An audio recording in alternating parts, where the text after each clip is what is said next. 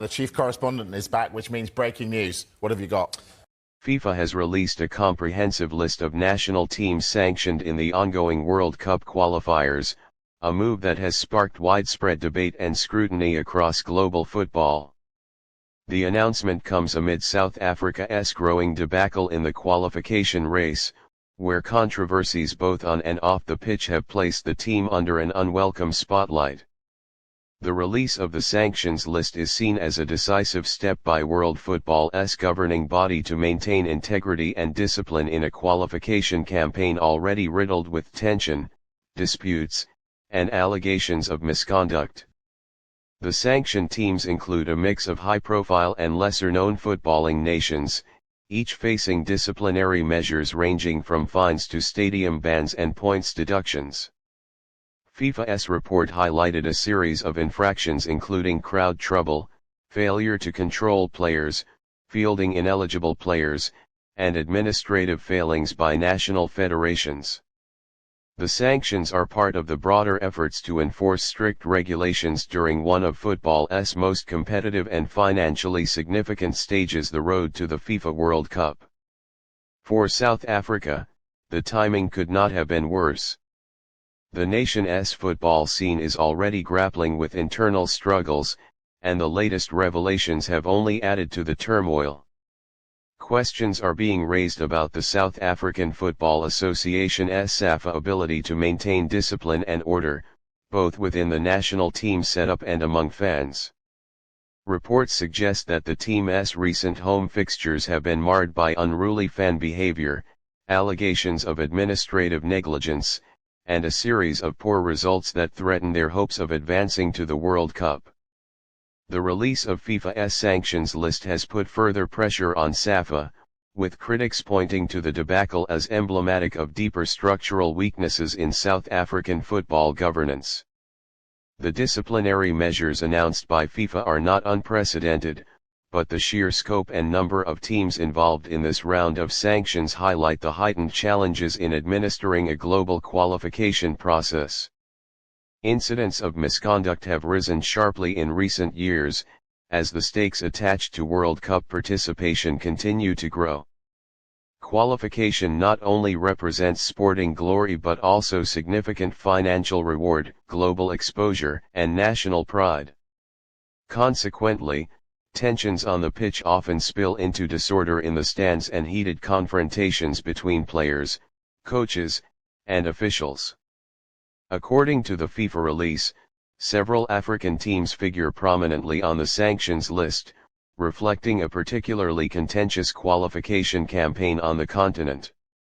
Alongside South Africa, other teams have been cited for crowd trouble and administrative errors. The Confederation of African Football (CAF), which oversees the regional qualifiers, is expected to work closely with FIFA in enforcing these disciplinary measures, but questions remain about whether the sanctions will effectively deter further misconduct. Critics argue that fines imposed on cash-strapped football associations often fail to bring about lasting change, while stadium bans tend to punish fans rather than address underlying issues of governance and accountability. In South Africa's case, the problem appears multifaceted. The team's lack of consistency on the pitch has created frustration among supporters, whose discontent has occasionally boiled over into unruly behavior. The National Federation has been criticized for mismanagement, including scheduling controversies and disputes with players over wages and bonuses. These off-field issues have compounded the team's struggles in securing results, with critics now labeling the situation a full-blown debacle. The FIFA sanctions announcement has only intensified calls for reform within SAFA, with fans and pundits alike demanding greater transparency and professionalism in the running of the game. Beyond Africa, FIFA's sanctions list also features teams from Europe, Asia, and Latin America. Incidents range from the relatively minor, such as late arrivals to matches and breaches of substitution protocols, to more severe cases involving political interference in football administration and deliberate use of ineligible players. One of the recurring issues flagged in the report is the lack of adequate crowd control, with several nations penalized for failing to prevent pitch invasions, use of pyrotechnics, and racist or discriminatory behavior in the stands. These problems underline the broader challenge facing FIFA in balancing the passion and fervor of international football with the need for order and safety. The decision to publicize the sanctions list has been widely praised by some observers, who see it as a sign of FIFA's commitment to transparency. However, others remain skeptical, pointing out that similar announcements in the past have not always translated into tangible reform. The effectiveness of FIFA's disciplinary framework depends not only on imposing sanctions but also on ensuring follow-up action and monitoring compliance. Without structural reforms in how football is governed at the national level, critics fear that the same patterns of misconduct will continue to recur in future qualification campaigns. South Africa's situation has received particular attention because it resonates with broader questions about the state of African football. Once hailed as a promising hub for the sport following the successful hosting of the 2010 FIFA World Cup, South African football has struggled in the years since. The national team, Bafana, has endured a series of disappointing campaigns, failing to qualify for several major tournaments. Domestic football, too, has faced challenges in maintaining competitiveness, with financial instability and governance disputes hampering growth. The current debacle in the World Cup qualifiers has therefore reignited debates about the trajectory of the sport in South Africa and whether urgent reforms are necessary to restore credibility and competitiveness. The FIFA sanctions announcement has also sparked diplomatic ripples, with some federations reportedly preparing to appeal their penalties. Legal battles are not uncommon in such scenarios, as national associations seek to mitigate punishments that could jeopardize their qualification hopes. Points deductions, in particular, can have a decisive impact on group standings, potentially altering the balance of power in tightly contested groups. For fans, these disputes create additional drama but also uncertainty, as the final outcomes of matches and standings may be subject to lengthy adjudication processes.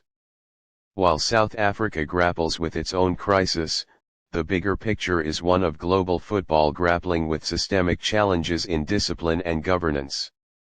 FIFA's attempt to clamp down on misconduct through sanctions is an important step, but it also serves as a reminder of the sport's vulnerability to both on-field and off-field disruptions.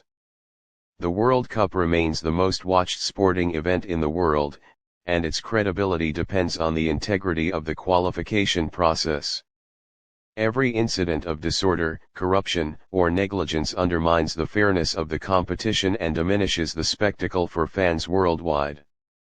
Looking ahead, the question is whether South Africa and other sanctioned nations will take these penalties as a wake-up call to initiate reform.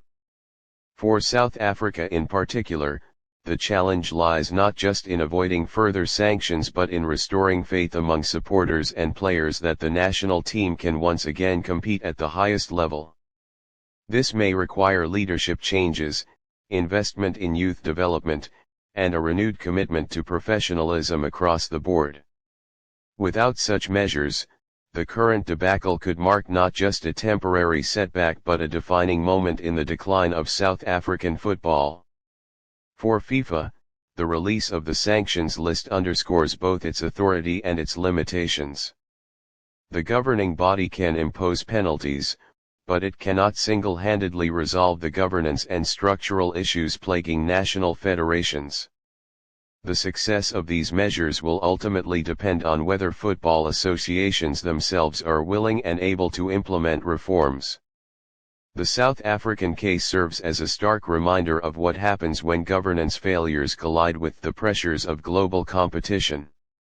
As the qualification campaign continues, all eyes will be on whether these sanctions will produce the intended effect of discipline, or whether the cycle of misconduct will simply repeat itself in future tournaments.